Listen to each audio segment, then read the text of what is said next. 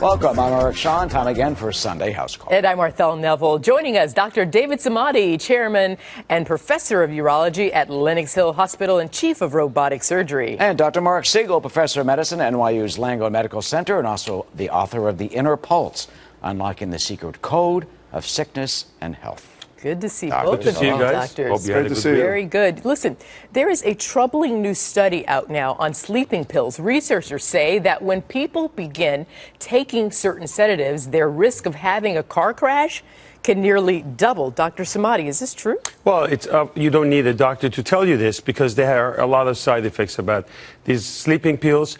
The University of Washington looked at about 400,000 records of patients who take these medications. We're talking about sleeping pills such as Ambien, Restoril, Trazodone. These are all sedatives. I like them in a case where there's a crisis. Let's say there is like a real crisis in your family. You absolutely can't sleep. For a week or two, I think it's good to use them to get through and get rid of them. But when you take a lot of these medications, they have a long effect. It's addictive and it's not good for you. And I certainly, if you can stay away from it, you should.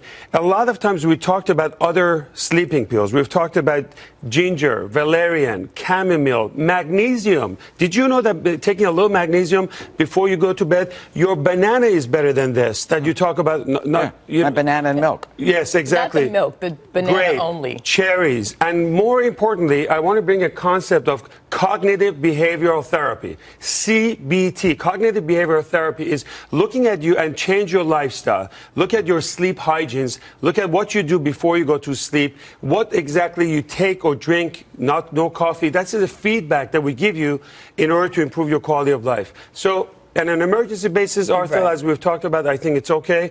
But long-term, stay away from them because it's as bad as being drunk. Dr. Siegel, we like to kid Eric about his banana and milk. Banana, yeah, but milk, no, we always say. But really, is there something to drinking more milk? Well, I am against that. I've told Eric's sticking to it. He's not listening to my doctor's advice or my prescription here, which is that warm milk actually can cause acid in your stomach, which actually could give you more reflux, which he's reported too, and then you stay up at night. But I'll tell you what I want to start on with this. You know, the National Traffic Safety Administration reports 100,000 traffic accidents a year related to fatigue. So we have tired drivers out there. They're overtired. And that's one of the reasons they're getting into car accidents. But David set this up beautifully, which is the solution to that isn't what America likes to do, Arthel. Throw a sleeping pill at it. Dr. Siegel says you're getting in a car accident because you're driving asleep. 1/3 of people say they nod off while they're driving. Well, that's terrible. But don't throw a Restoril, an Ambien, or a Trazodone at it because then you may add to the problem because you may not be fully awake when you're driving. I like his point about cognitive behavioral therapy. Change how you're approaching sleep.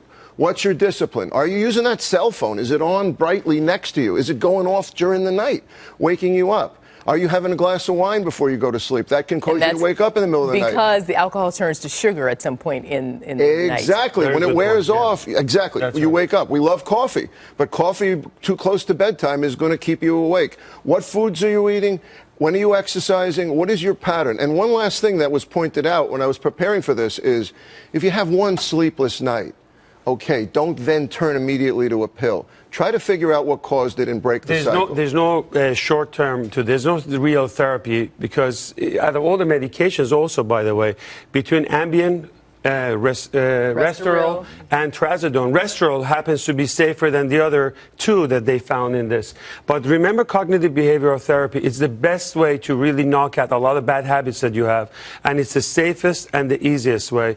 But chamomile calms you down. It's absolutely beautiful. You don't need to work out before you go to bed, which is what Arthel does all the time. At 3 a.m. she starts working out. I'm awake because you guys know I can't sleep. I didn't sleep last night, but I am with you and you that I don't like the whole sleeping pill Try thing. some magnesium. I promise you're going to do well. I have the powdered magnesium. And you is put it it in working? warm water. Nothing keeps me down. How about, you know what happened? One of those machines, those white noise machines? Yeah. Kind of give you like a nice, quiet, ambience. Well, that's all part of the behavioral therapy. Having a good mattress, a comfortable mattress, that's going to be like, all of these are extremely important.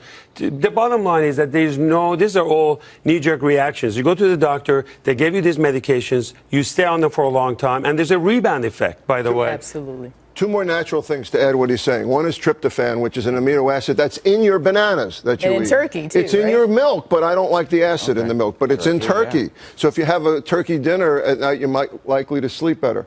The other thing to add to chamomile is something called valerian tea. You know why? Valerian has melatonin. It makes melatonin. Melatonin is the hormone your body is making itself to help you sleep. Yeah. So you want to mimic what the body actually Dr. does. Siegel, you know, if I use the melatonin, I have these lucid dreams. I'm not really down. So it's not for you. It's not for you. No. That brings up another point. Last resort. It's not for you then. It doesn't mean it's not for somebody else. Every patient has to be approached. For you, I think it's a lot of it is lifestyle because, Right, like being exactly. here early in the morning, just like surgeons. schedules. You know, I get up at 5 a.m., so you have to adjust your schedule to go early in bed. It's an adjustment. I thought you got up at 4 a.m. Well, 5 a.m. But you're right. You adjust your time. This valerian root is really, really good. Chamomile we spoke about, but we'll post it online. And I have tried those. I think natural is better. And it's not just surgeons and doctors. Everybody out there, we all have different. Especially if you work at night. And for people that worry at night, that's another thing. I've coined a term called the cycle of worry in one of my books. You start to worry, the next night you worry, you get lack of sleep, that increases your anxiety. You got to figure out what is worrying you, get to the bottom of it, and get rid of it. It may not require a medication. And sometimes you just start worrying that you're not going to sleep tonight. No, when you get text from him at 1 a.m., I keep saying what we're going to do the next day, ignore This is those a myth. texts. That's another way of sleeping well. Dr. Siegel, is that true? You're not texting him? Not anymore. No, that's the OR texting him, telling him about his case the next day. You can't sleep tonight like 3 in the morning? Yeah. Call them. I will, both of you. All right.